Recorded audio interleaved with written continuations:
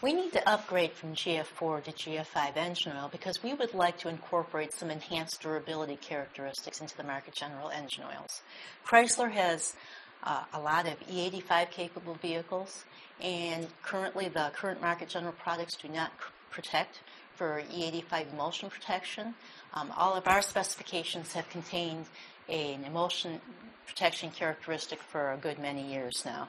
We also would like to incorporate turbocharger protection into GF5, which again would provide an additional margin of safety for our customers with turbocharged vehicles. GF5 brings Chrysler, like all of the other specifications, the potential for finding engine oils that are capable of protecting our vehicles generally available throughout the market.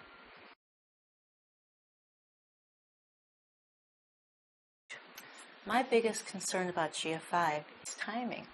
We've already had some significant delays in the program, and I'm concerned that the development of the Sequence 6D could bring another delay into the program. You have to understand that my engineers who are developing engines for the 2010 and 2011 model years, well, they would like to have the engine oil that they're going to use then in our vehicles now.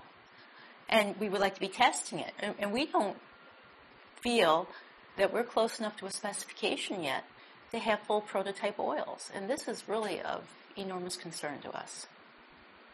I mean, to me, the biggest challenge in GF5 is getting the TS33C into the specification. There has been some disagreement within the industry as to whether the TS33C is the appropriate mechanism to protect turbochargers. Of course, no one else is offering a test, but I really think that the acceptance of the 33C is the biggest challenge that I face in GF5.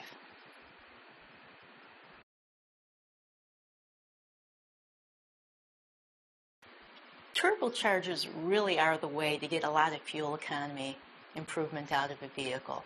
So it's really very important that the engine oil protect the turbocharger. I know that one of the big incentives for GF5 is to get increased fuel economy, but I really think that we'll get more fuel economy out of the turbocharger than we can out of the marginal improvement that you get from the engine oil by itself. Chrysler really believes that the TS33C is the one test that we really need in GF5 for turbocharger protection. We probably have the most experience with turbochargers in the North American market, and we've seen a certain number of turbocharger coking failures that we attribute to using oils that are not properly formulated for turbochargers. The TS33C, we have dyno testing, we have fleet testing that demonstrates to us that this test will protect our turbochargers. And we really, really, really want this test in GF5.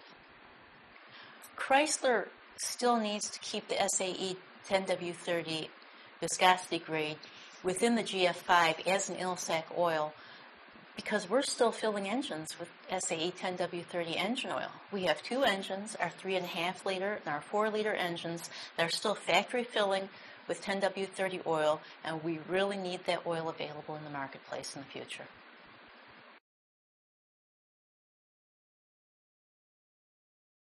I think the industry's biggest challenge post GF5 is going to be engine test development.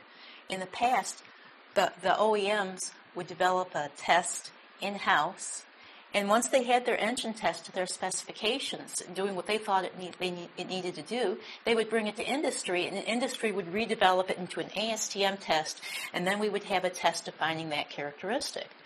Well, all the OEMs have lost personnel, and we've lost resources, and no single OEM can take this on by themselves anymore. So that with the Sequence 6D, we were forced to do the test development for the new fuel economy test via this private consortium. I've heard a lot of talk, and it seems to me that the sense of the industry is that we're going to have to rework the process to develop our next generation of sequence tests.